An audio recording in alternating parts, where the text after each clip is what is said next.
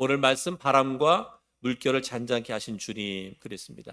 예수님에게는요 혈연의 가족이 있고요. 그 다음에 영적인 가족이 있습니다. 그래서 예수님의 가족관을 대해서 살펴보고 인생의 문제를 해결하시는 예수님의 사역을 보면서 오늘 이 밤에도 함께 은혜를 나누고자 합니다.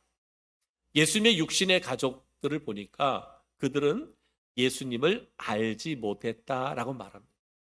예수님의 육신의 가족들은 예수님을 알지 못했다. 예수님께서 큰 기적, 능력과 이적, 많은 기적들을 사람들에게 행함으로 놀라게 했습니다.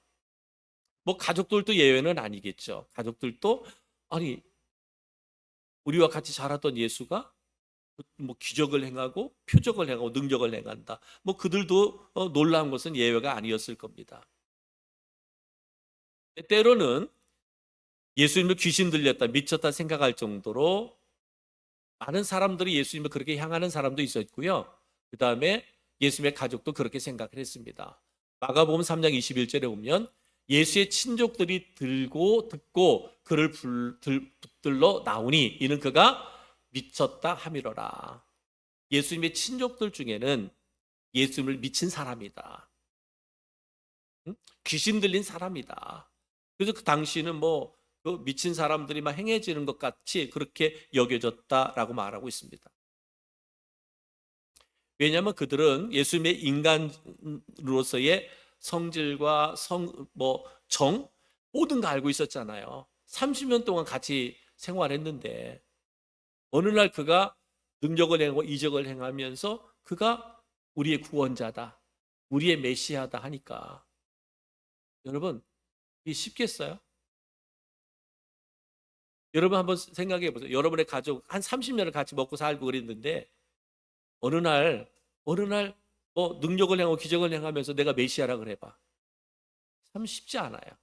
믿어지기가 쉽지가 않습니다. 믿어지기가 쉽지 않아요. 그는 예수님을 평범한 목수의 아들로서 예수는 알았지만 하나님의 아들로서의 메시아, 그리스도 구원자로는 깨닫지 못했습니다. 왜 그랬을까? 왜 그랬을까? 그들은 선입관, 예수에 대한 선입관을 가지고 있었어요. 예수가 누구예요? 아버지 요셉, 어머니 마리아, 또 형제들 있었잖아요. 그리고 그렇게 먹고 놀고 아버지 목수 일을 돕고 친구들 만나서 뛰어놀고 그랬겠죠. 그죠? 공생애를 시작하기 전에 예수님의 사역은 그렇게 그랬을 겁니다. 그러니 그들이 가지고 있는 예수님에 대한 선입견, 이것이 예수님의 사역을 이해하지 못하는 그러한 행동을 보이게 됐습니다. 선입견, 편견. 때로는 우리들도 이렇게 삶을 살아가다 보면 이렇게 선입견을 가질 때가 있잖아요. 때로는 내 자녀들에 대한 선입견을 가지고 있고요. 또 남편은 아내에 대한, 아내는 남편에 대한, 또 교회 안에서도 성도들 간에 선입견을 가지고 있어요. 사람의 선입견을 가지고 있습니다. 너무나 잘 아는 사람, 또 한 가족이라 하여 그들이 가지고 있는 어떤 가능성이나 능력을 경히 여길 때가 많아요. 내가 알고 있는 그 사람에 대한 선입견이 그렇단 말이에요.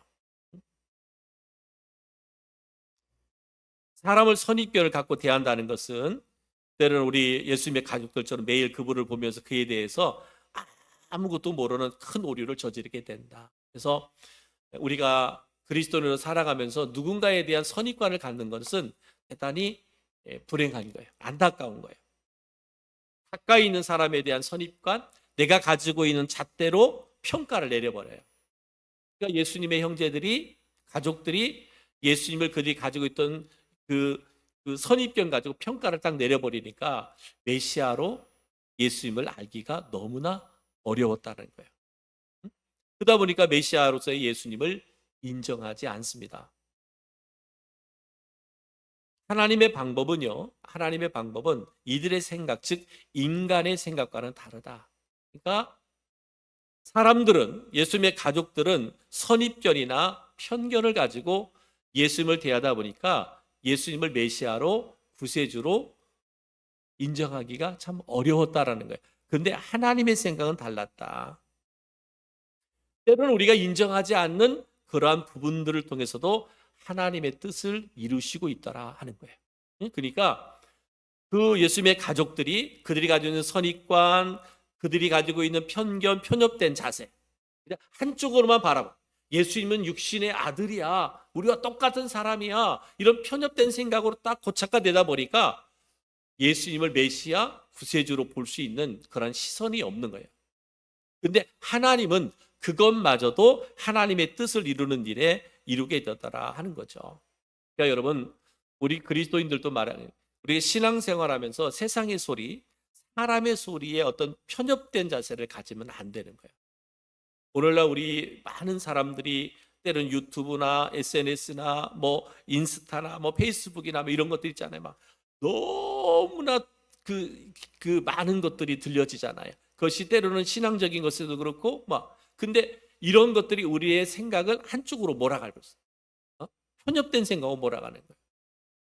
여러분, 우리나라가 왜 불행한 것 중에 하나가 뭐야? 여야가, 여러분 정치인들 보지만 여야를 보십시오. 똑같잖아요. 이들의 생각만 옳은 거야. 다른 사람의 생각은 전혀 뭐 이해하려고 하고 받아들이려고 하지 않아요. 그러니까 맨날 싸우잖아요. 참 정치인들을 바라보면 정말 지금 다들 경기가 어렵다고 하고 살아가는 삶이 많이 힘들다고 하는데 전혀 그 생각하지 않습니다. 자기들의 어떤 정치적 이념에 딱 사로잡혀 가지고 국민들을 보려고 하냐. 맨날 국민 편에서란 얘기하지만 뭐예요? 자기들의 욕망만 추구하는 거예요. 자기들 다음에 또 어떻게 또 국회의원 될까? 어떻게 정권 잡아서 자기가 뭘 할까? 이거에만 열한이 돼 있지. 이게 이게 편협된 생각들에 사로잡혀. 이게 참 불행한 거야. 우리나라로 보면 불행한 거예요. 지금도 막 그잖아요. 요새 의사들 있어가지고 얼마나 힘들어요. 오늘 뉴스도 보니까 어떤 50대 먹은 사람이 10군데 병원을 들렸다가 수술이 안 돼가지고 죽었다고 하더라고. 뭐 복막염인가 뭔데 10군데를 병원 갔는데 수술할 수가 없어서 돌아다니다가 죽었대요. 뭐예요? 자기들 욕심 때문에 그렇잖아. 자기들 욕심 때문에. 의사는 의사대로 욕심 때문에 자기들의 기득권 못 버린, 분명 문제들이 있겠죠. 뭐 정부는 정부 차원에도 있지만 문제가 있겠죠. 다 문제가 있어. 그러면 서로 좀 양보하고 이해하려고 해야 되는데 안 하잖아요. 자기들의 편협된 생각에 딱 사로잡혀 가지고 이게 참 불행한 거예요. 안타까운 거예요. 여러분, 세상의 소리에, 사람의 소리에 이게 한쪽으로 치우친 편협된 생각을 가지면 오늘 예수님의 가족들이 예수님을 메시아로, 구세주로 믿을 수 없고 인정할 수 없는 것, 이것을 보면 안타까운 거예요. 이것이 혈연 관계의 가족이었어요. 그래서 오늘 예수님께서 뭐라 그랬어요? 어떤 이가 알리되 당신의 어머니와 동생들이 당신을 보려고 밖에서 서 있나이다. 예수께서 대답하시되 내 어머니와 내 동생은 곧 하나님의 말씀을 듣고 행하는 사람이다. 그러면서 영적인 가족들에 대해서 말씀을 하고 있습니다. 예수님의 말씀을 듣는 사람이 나의 가족이다. 영적 가족에 대해서 말씀하고 있습니다. 말씀드린 것처럼요, 편입관과 편협된 태도가 예수님의 말씀을 들으려 하지 않아요. 우리가 예배를 드리고 때로는 설교를 들을 때에도 나의 선입관이나 편협된 생각을 가지고 있으면 설교가 은혜가 안 됩니다. 은혜가 안 돼요. 이미 내가 딱 결정해 놓은 메시지관 딱 가지고 있어요. 그러니까 이거에는 어떤 복음이 말씀이 선포돼도 들어오지 않아. 이게 본인에게 불행한 거예요. 그러니까 항상 우리는 예배할 때 말씀을 들을 우리의 마음밭이 옥토밭으로 열려져 있어야 돼요. 왜냐하면 똑같은 말씀이 우리 가운데 임한다 할지라도 그 말씀이 달라요. 저는 오늘 새벽에 이제 제일 마지막에 이제 시편 91편을 읽어볼 터인데 시편 91편에 오늘 새벽에 말씀이었거든요. 우리가 많이 묵상했던 말씀이고 많이 아는 말씀인데, 근데 오늘 이 말씀을 묵상하면서 참 저에겐 큰 도전이 됐어요. 참 은혜가 돼요. 잘하는 말씀이에요. 시편 91편 너무 잘하는 말씀이거든요. 근데 오늘 새벽에는 저에겐 큰 도전이 되고 은혜가 되는 말씀이었어요. 동일한 말씀이지만 언제 어떤 상황에서 말씀을 듣느냐에 따라서 그 마음이 열려져 있는 사람에게 은혜가 되고 도전이 되고 축복이 되는 거예요. 그러니까 우리의 편협된 생각으로 딱 내 마음을 이렇게 한쪽으로 치우쳐버리면 말씀의 은혜가 안 되는 거예요.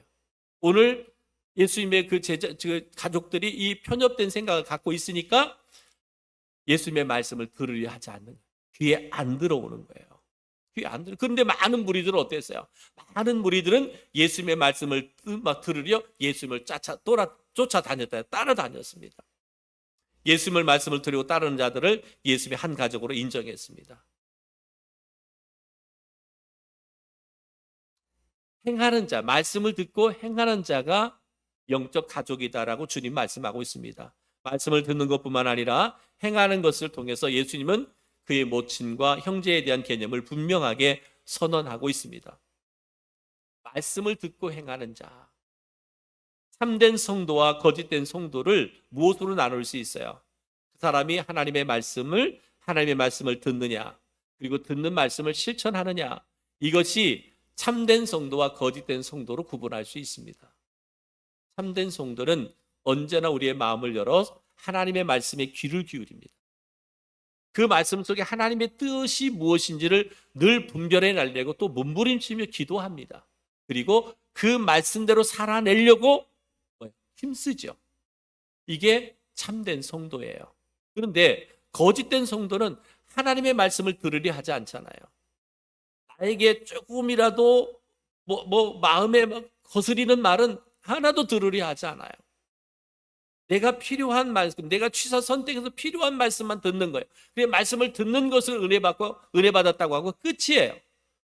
말씀대로 살아내 보려고 하는 애씀이 없어요. 그럼 뭐예요? 그러면 그거는 거짓된 거죠. 그 신앙은 거짓된 거죠. 그렇지 않아요. 제가 서두에도 말씀을 드렸잖아요. 서두에도 우리가 봉헌 예배를 드릴 수 있다는 것은 은혜고 축복이다. 그러면 우리가 참된 성도라면 어떻게 해야 돼요? 더 하나님 앞에 더 기쁨으로 나아갈 수 있고 헌신의 자리, 예배의 자리, 승리의 자리로 나가야죠. 이게 참된 성도의 모습 아니겠어요? 근데 봉헌이 뭐야? 봉헌 예배구나. 모르죠. 여러분 생각해 보십시오. 우리 교회가 이곳에 세워질 때부터 해서 교회가 이렇게 자라가고 성장하고 건축되어지는 그 과정을 처음부터 느꼈던 분들은 이 감동이 근데 중간에 오셨다고 제가 이게 폄하하는 게 아니라 그렇단 말이에요. 그러나 중요한 것은 뭐예요? 아까 말했잖아요. 우리가 봉헌할 수 있는 기회와 축복은 아무나에게 주어지는 게 아니라 나에게 주어졌다면 우리가 어떻게 해야 돼요? 하나님의 뜻 앞에 우리는 행하는 자가 돼야 돼. 순종하는 자가 돼야 돼. 실천하는 자가 돼야 돼. 이게 참 성도다. 오늘 예수님께서 그렇게 가르치고 있어요. 말씀을 듣고 행하는 자가 하나님의 자녀로 불리어진다. 예수님의 모친이요 동생이 된다, 형제가 되는 것은 결국 하나님의 자녀가 되는 것인데 누가 하나님의 자녀가 되는 거예요? 우리 잘 아는 말씀 요한복음 1장 12절 말씀, 영접하는 자 곧 그 이름을 믿는 자들에게는 하나님의 자녀가 되는 권세를 주셨으니. 누가 영접할 수 있어요? 복음을 듣는 자가, 예수님에 대한 소문을 듣는 자가, 말씀을 듣는 자가, 복음을 듣는 자가 영접하게 되고, 영접할 때 하나님의 자녀가 되는 권세가 주어집니다. 여러분 갈라디아서 4장 5절 6절에 보면 율법 아래 있는 자들은 속량하시고 우리로 아들의 명분을 얻게 하려 하심이라, 너희가 아들임으로 하나님이 그 아들의 영을 우리 마음 가운데 보내사 아빠 아버지라 부르게 하셨느니라 말씀하고 있어요. 누가? 말씀을 듣고 행하는 자에게 아빠 아버지라 부르게 하셨다. 누가? 하나님께서 라고 말씀하고 있습니다.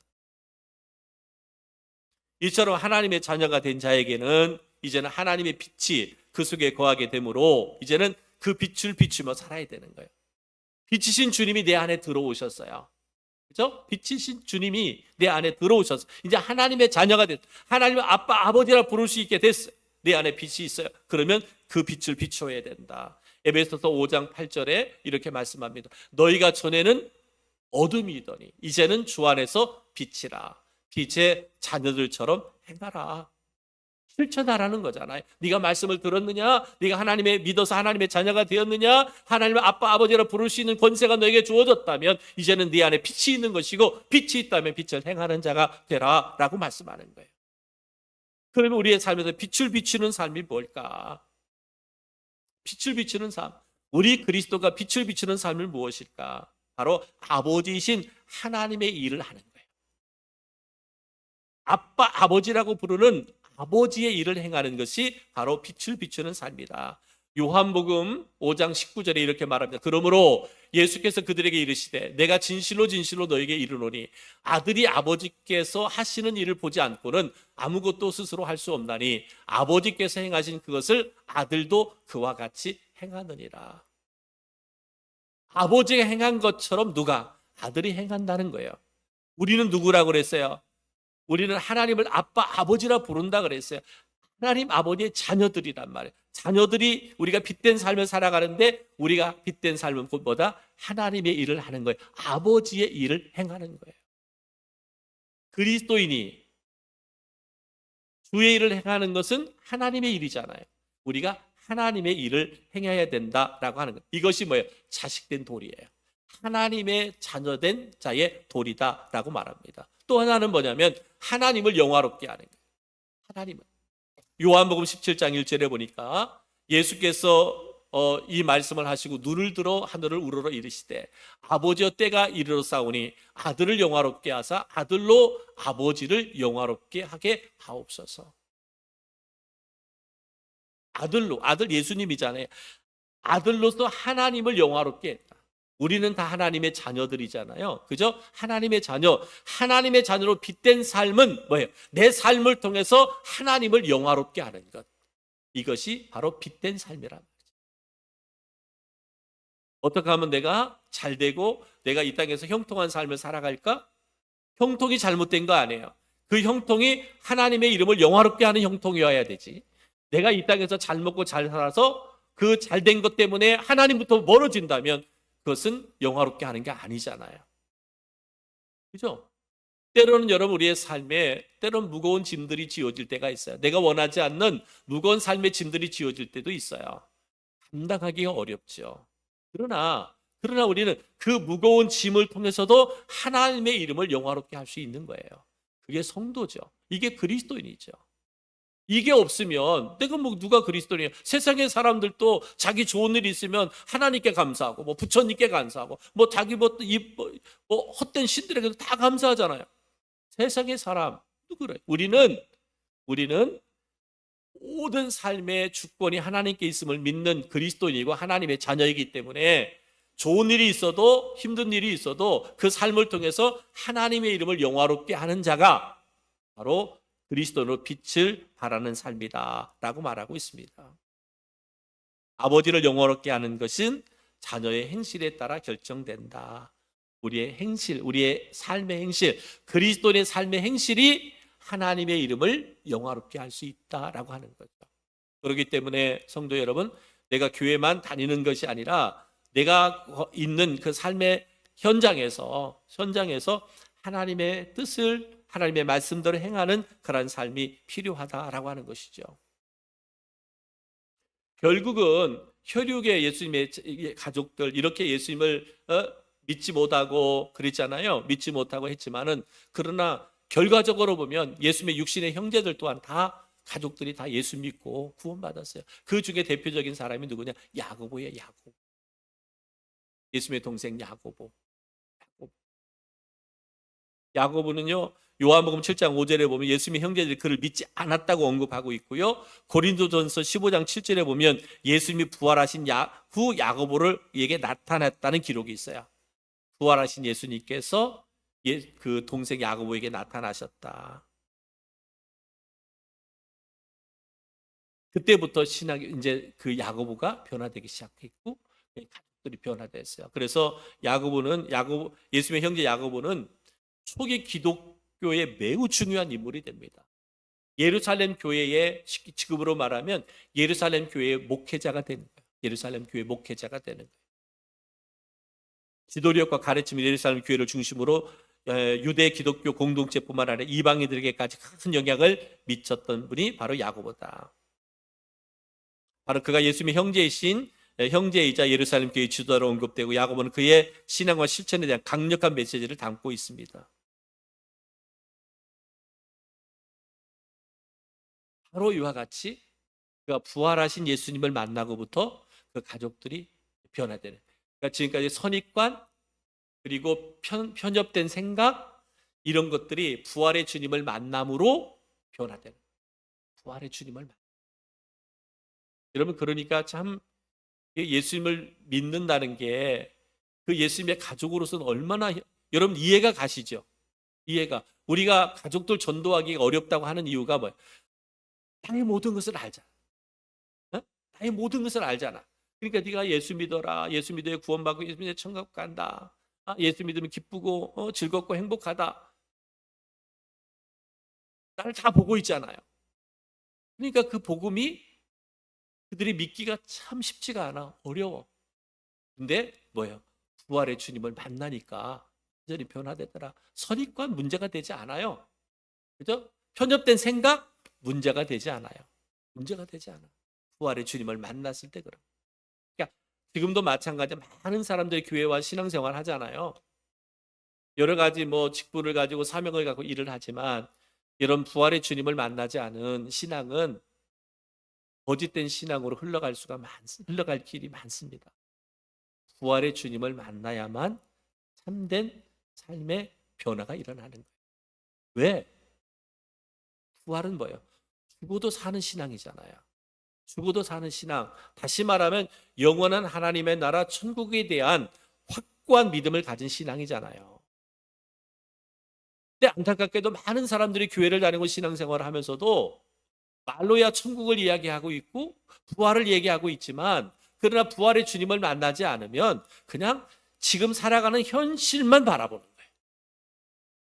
현실만. 그래서 어떻게 하면 내가 이 땅에서 더 잘 살까? 어떻게 하면 성공할까? 어떻게 하면 더 윤택한 삶을 살까? 이거예요. 이게 신앙생활의 목적이 돼버리는 거예요. 어떤 사람들 부활의 주님을 못 만나면 그렇게 되는 거예요. 그래서 우리는 교회를 다녀도 정말 부활의 주님을 인격적으로 만나셔야 돼요. 만나셔야 돼요.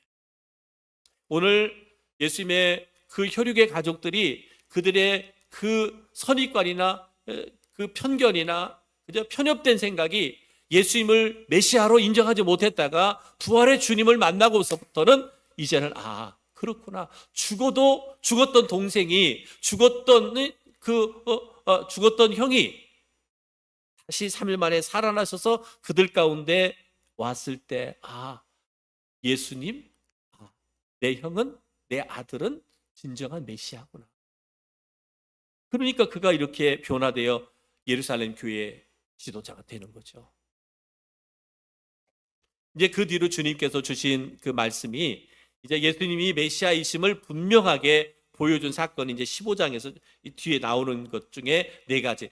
바람과 물결을 잔잔케 하시고, 귀신 들린 사람을 고치시고, 혈류증 여인을 치료하시고, 회당장 야이로의 딸을 소송케 하는 그 4가지 사건이 이렇게 쭉 나옵니다. 이제 예수님이 메시아라고 하는 그 임을 분명하게 전하는 그 메시지가 있는데, 그 첫 번째 메시지가 바로 뭐예요? 바람과 물도 잔잔하게 하신 예수님을 보여주고 있습니다. 여러분, 갈릴리 호수처럼 언제 우리 인생에는 항상 뭐예요? 풍랑이 일어나죠. 우리가 살아가는 인생에는 갈릴리 바다가 풍랑이 자주 일어나는 것처럼 우리의 인생의 바다에도 이렇게 풍랑이 일어나 폭풍을 만나게 됩니다. 인생에 있어서 폭풍도 예고치 않게 찾아옵니다. 갑자기 질병의 폭풍이, 실패의 폭풍이, 슬픔의 폭풍이 우리에게 다가올 수 있어요. 근데요, 아무리 심하고 맹렬한 폭풍이 만난다 할지라도 그러한 인생의 모든 이 폭풍을 주관하시는 예수님이 우리와 함께 하신다는 믿음을 가지고 있다면 어떠한 풍랑도 뭐예요? 이겨내고 평안할 수 있다. 이것이 오늘 주님 주신 메시지예요. 인생의 풍랑이 와도 인생의 풍랑이 와도 그 풍랑을 장장케 하신 하나님이 나와 함께 하신다. 나와 함께 하신다? 그러면 우리는 뭐예요? 그 가운데, 풍랑 가운데서 뭐 할 수 있어요? 우리는 평안할 수 있다. 기도하는 인생이어야 돼. 그걸 위해서 우리가 기도하는 인생. 주님만 의뢰하는 기도를 드려야 됩니다. 기도. 풍랑이 몰아치는 뱃속에는 갈릴리 호수에서 잔뼈가 굵은 사람들이 있었거든요. 풍랑이 이렇게 일어나면 배를 어떻게 하면 이 풍랑을 이겨낼 수 있다. 잔뼈가 굵은 사람들은 그 풍랑시 배를 다루려고 애써 봤거든요. 근데 안 되잖아요. 누가 풍랑이 하나님이 일으킨 풍랑인데 어떻게 자기들이 기술 갖고 되겠어요? 이 풍랑을 이겨낼 수 없음을 깨닫고 그가 뭐예요? 주여 주여 우리가 죽게 되었나이다. 주님은 주무시고 계신데 이제는 뭐예요? 깨우는 거예요. 우리가 노력해봤는데 우리가 애써봤는데 안 되는 거예요. 주님 도와주세요. 깨우는 거죠. 여러분 우리들이 풍랑을 만났을 때 자기의 힘으로 끝까지 무언가를 해결해 보려고 하는 신앙은 인본주의 신앙입니다. 자기중심의 신앙이에요. 내가 어떻게 해보려고. 여러분 그 노력이 나쁘다는 거 아니에요. 우리가 어려움이 생기면 그 어려움을 극복하려고 노력해야죠. 근데 그보다 먼저가 뭐냐면 하나님 앞에 엎드리는 거예요. 주님 앞에 엎드리고 하나님께 엎드릴 때 하나님께서 우리가 어떻게 애쓰고 힘써야 하는 것을 알게 하시는 거예요.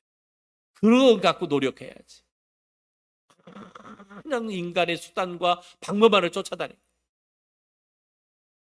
그렇잖아요. 당장에 발등에 불 떨어지면 불부터 꺼야 되지 뭐. 지금 예배가 중요해? 지금 기도가 중요해? 이런 분들 많아요.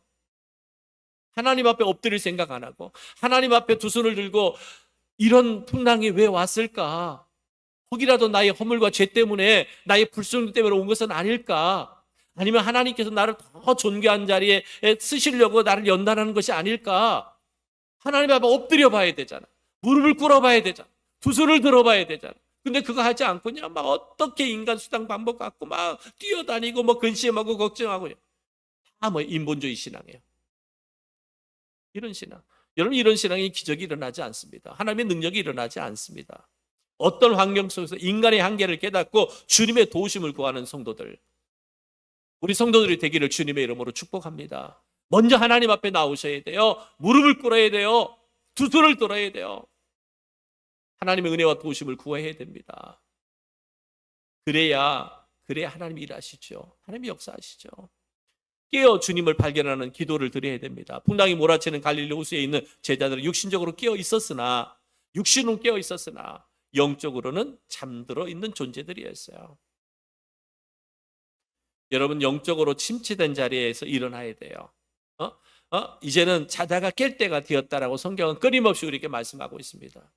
여러분 목사가 지켜야 할 자리가 있죠. 장로들은 장로들이 지켜야 할 자리가 있고요. 권사들은 권사들이 지켜야 할 자리가 있고, 집사들은 집사가 지켜야 할 자리가 있고, 성도는 성도가 지켜야 할 자리가 있습니다. 목사에게는 목사의 그릇이 있고요. 장로에게는 장로의 그릇이 있고요. 권사에게는 권사의 그릇이 있고요. 집사에게는 집사의 그릇이 있고, 성도에게는 성도의 그릇이 있습니다. 각자의 그릇이 있어요. 근데 주님은 어떤 그릇을 쓰신다고 그랬어요? 깨끗한 그릇, 준비된 그릇을 쓰신다라고 말씀하고 있습니다. 여러분 주님께 쓰임받기를 원한다면 여러분이 있어야 할 그 자리를 지키시기를 바랍니다. 지금은 침체된 자리에서 영적으로 침체된 자리에 일어나야 된다. 자다가 깰 때가 돼야 된다. 제자들은 배에 주님과 같이 있었지만 육신적으로는 깨어 있었지만 영적으로 잠들어 있기 때문에 그 풍랑이 일어날 때 주님 앞에 나아가지 못했어요. 인간 방법 수단 써보려고 했어요. 근데 안 되잖아요. 결국은 주님 앞에 나올 수밖에 없었어요. 영적인 눈이 열려질 때, 영적인 눈이 띄어질 때 주님을 찾게 되는데, 저는 우리 모든 성도들 한 사람 한 사람 매일매일 순간순간마다 영적인 눈이 띄어지는 그런 은혜, 그런 역사가 있기를 주님의 이름으로 축복합니다. 풍랑을 잔잔케 하시는 하나님, 인생의 모든 문제를 해결하시는 주님, 제자들이 이렇게 고백합니다. 주여 우리가 죽겠나이다. 우리가 죽겠나이다. 두림에 떨고 있죠? 염려에 떨고 있습니다. 슬픔의 바람이 불어 닥쳐도, 의심의 폭풍이 우리의 믿음이 흔들릴 때에도 예수님이 계신 곳에는 평안이 있다라는 것. 인생의 풍랑은 올 수 있잖아요. 근데 인생의 풍랑 가운데서도 주님이 내 안에 계시면 우리에게는 평안이 찾아온다라는 거죠. 인생의 피난처는 누구예요? 우리 주님이시잖아요. 주님. 주님께서 우리에게 말해요. 두려워하지 마라 라고 말씀하고 있습니다. 이사야 43장 1절, 야곱아 너를 창조하신 여호와께서 지금 말씀하시느니라. 이스라엘아 너를 지으신 이가 말씀하시느니라. 너는 두려워하지 말라. 내가 너를 구속하였고 내가 너를 지명하여 불렀나니 너는 내 것이라. 너는 내 것이다. 너는 내 것이다. 내가 너와 함께한다. 그렇기 때문에 뭐하라? 두려워하지 말라. 우리는 두려워하거나 근심할 필요가 없습니다. 주께서 약속하신 말씀이 있습니다. 요한복음 16장 33절 말씀. 우리 한번 읽어볼까요? 시작. 세상에서는 너희가 환난을 당하나 담대하라. 내가 세상을 이기었노라. 모든 것을 이기신 주님이 지금 누구와 나와 함께 하십니다. 그렇기 때문에 여러분 두려워할 이유가 없다. 주님은요 고난 속에서 우리에게 뭘 요구하시느냐? 믿음을 요구하세요. 믿음을 요구하세요. 예수님께서 바다의 풍랑을 장장하게 하신 후에 제자들에게 이렇게 묻습니다. 너의 믿음이 어디 있느냐? 이제 풍랑이나 장장케 하신 후에 너의 믿음이 어디 있느냐? 이 말은 뭐예요? 만유의 주인이신 주제이신 내가 너희와 함께 하는데 두려워할 까닭이 무엇이냐? 이 말이거든요. 너희 믿음이 어디 있느냐? 너희들 내가 만유의 주가 되시잖아. 모든 만물을 통치하고 다스리는 게 난데 내가 너희와 함께 하는데 무엇이 두렵냐? 사랑하는 성도 여러분, 그렇습니다. 우리는 다 예수 그리스도를 믿음으로 하나님의 자녀가 된 그죠? 하나님의 자녀들입니다. 아멘이죠? 하나님의 자녀라면 만유의 주제이신 주님이 나와 함께 하시는 거예요. 그죠? 그러면 두려움이 없어야죠. 아멘이죠? 두려움이 없어야 됩니다. 여러분, 믿음은 살아있는 믿음으로 삶 가운데 적용돼야 돼. 믿음이 살아있는 믿음이어야 돼. 믿음이 생명 있는 믿음이어야 돼요. 그래야 우리의 신앙의 고백이 행동으로 나타나는 믿음이어야 된다는 거예요. 행동으로. 과연 주님이 인정할 만한 삶에 믿음이 있는가 한번 내 자신을 살펴보고요. 오늘 새벽에 나눈 시편 91편은 우리가 하나님의 약속을 믿고 하나님만 의뢰하고 사랑할 때 하나님은 우리를 안전하게 지켜주시고 축복해 주시겠다라고 하는 이 말씀을 주셨어요. 여러분, 우리 시편 91편 한번 찾아볼까요? 시편 91편.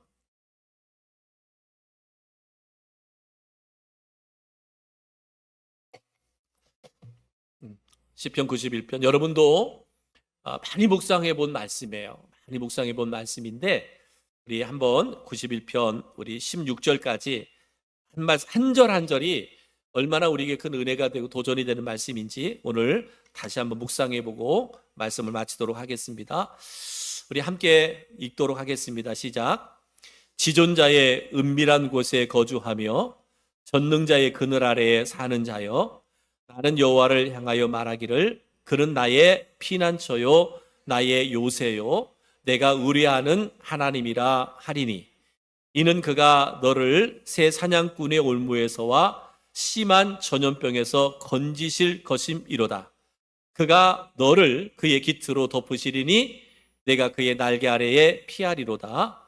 그의 진실함은 방패와 손 방패가 되시나니 너는 밤에 찾아오는 공포와 낮에 날아드는 화살과 어두울 때에 퍼지는 전염병과 밝을 때에 닥쳐오는 재앙을 두려워하지 아니하리로다. 천명이 내 왼쪽에서 만명이 내 오른쪽에서 엎드려지나 이 재앙이 내가 가까이 하지 못하리로다.